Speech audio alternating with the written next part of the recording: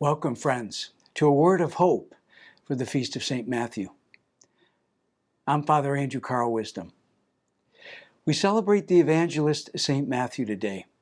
His gospel considered to have been finished around the end of the first century. And of course, St. Matthew has been referred to from time to time as that great patron of the Church's grand mission. Where does that come from?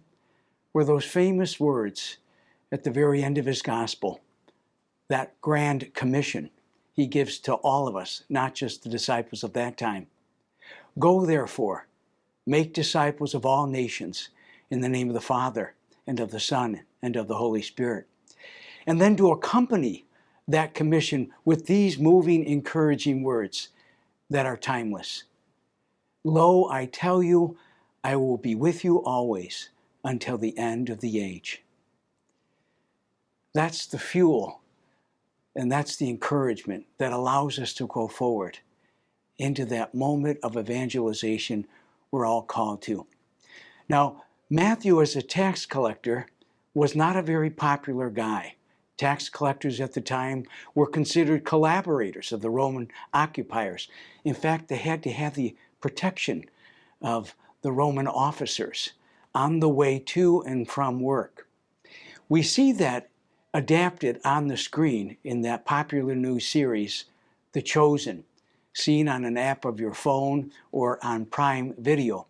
It's a modern adaptation of the Gospels and of the figure of Jesus.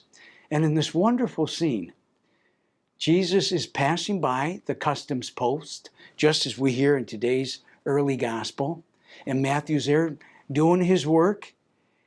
And Jesus stops for a moment. He looks at Matthew. And Peter's right there behind him. And you can see Peter knows just what Jesus is about to do. And he's saying, hey, wait a minute, Master. I don't want to tell you how to do your job, but this is not a good idea. I mean, tax collectors are reviled. They're hated. They work with the Romans. And this would be really different to call him as one of us. And Jesus gives Peter a little smile. And he says on The Chosen, get used to different. And then he goes ahead and he says to Matthew, follow me. And Matthew does.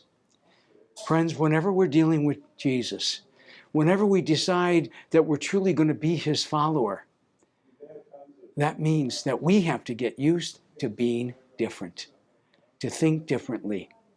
And as St. Paul reminds us again and again, to be renewed by the transformation of our own minds, to come to a new spiritual way of thinking. So this week, ask yourself, am I thinking the way I always think? Or am I getting used to different? God bless you.